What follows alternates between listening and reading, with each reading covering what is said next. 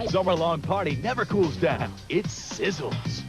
He's on a mission to spread his music across the globe, from the Forbidden City in China to the sacred Taj Mahal in India. I feel this is the most powerful spot in the world to deliver a message of love. He takes you on Yanni's World Tour. So join the fun, have a ball, and be a part of the most happening party of the summer, because it's all right here tonight at 8 Eastern, 5 Pacific. The hot spot is E. World's greatest monuments. I felt, now you've done it, Yanni. You're really gone too far. It's the Yanni World Tour. We've got your ticket right here.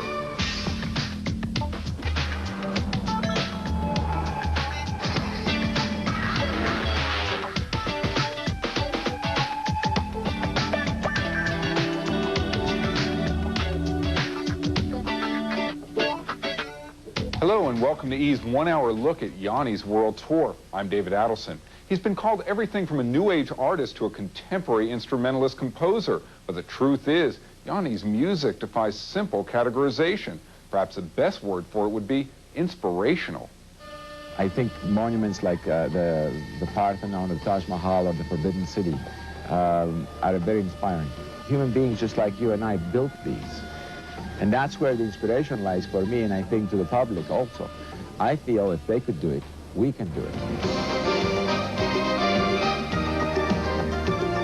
In 1994, the Greek-born Yanni performed a historic concert at the Parthenon in Athens. The performance set new standards for success, leading to a multi-platinum album, home video, and a television special watched by millions. It also inspired Yanni to embark on an ambitious world tour, the likes of which the world had never seen. I think as I get older, it becomes very important to me that I let my music be heard around the world. The message in the music, and the message that I've consistently tried to send out to the public, is one of unity, tolerance, acceptance towards each other. I think it has become very important globally now. The first stop of Yanni's tribute tour was the Taj Mahal, the magnificent marble monument that has come to symbolize all of India. There was just one problem. No Western artist had ever been given permission to play there. One of the things that helped me a lot was the fact that the Acropolis concert was televised in India. And it struck a chord with the Indian people. And that opened the way for discussions to be allowed to perform at the Taj Mahal. The kind of music he plays and the sort of persona that he is didn't represent any real, threat.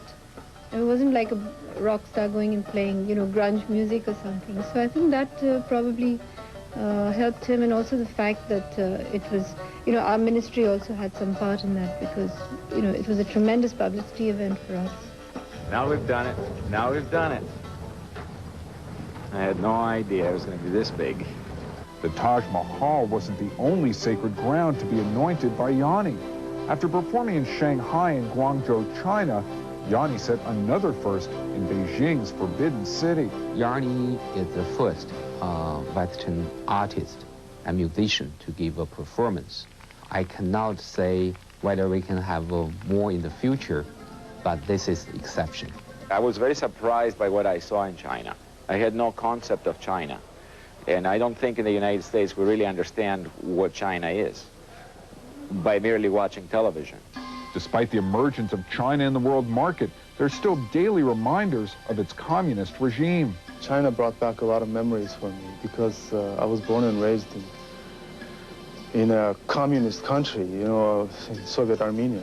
I was overwhelmed by the beauty of the Forbidden City and being so close to Tiananmen Square. I mean, these are places we read about,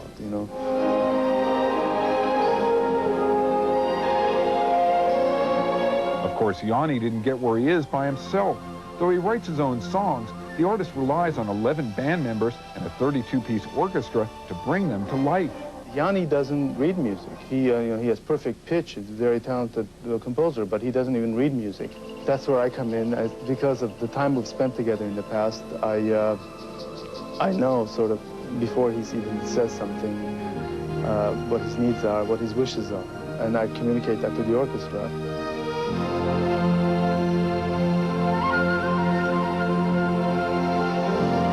It took him 20, 25 seconds to realize what I could do. And things He'd never heard me do it before. He knew I could do it. I don't know how. I don't know how to answer that. Equally important is the input of actress Linda Evans. Yanni's longtime companion provides the artist with a unique perspective. She has seen me perform so many times. She's my eyes from the audience point of view, and I trust her judgment. She tells me when something works or something doesn't work. And then I have someone I can trust their opinion. She'll describe it to us and tell us what we look like and give little tips and hints as to what would make it better, what angle works best for your face and that kind of stuff. And I've always appreciated that in Linda, because it's those things you get paranoid about, but you don't really want to act paranoid and ask anybody. Rounding out Team Yanni is Dr. Terry Rock, who made sure Yanni didn't suffer too much for his art in India. It was the day of the first concert. I went in my dressing room, and just before the concert, I started getting lightheaded, which I've never experienced this in my life. And the doctor said I had heat or sunstroke. And I came down with, I think, a stomach flu and fever.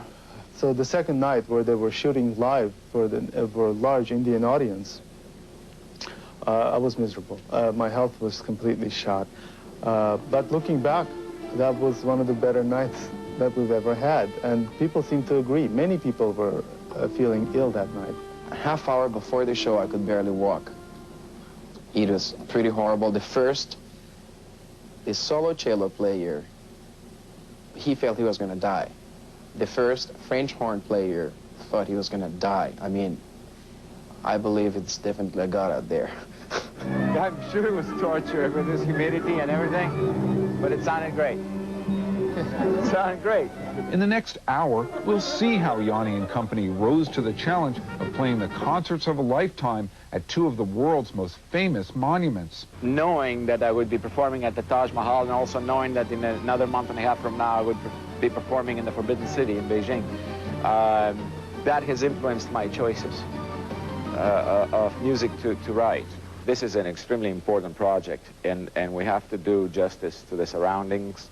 I expect to see incredible video footage and incredible lighting, and I want great sound, and I want everything to go perfectly, which puts the pressure on everybody.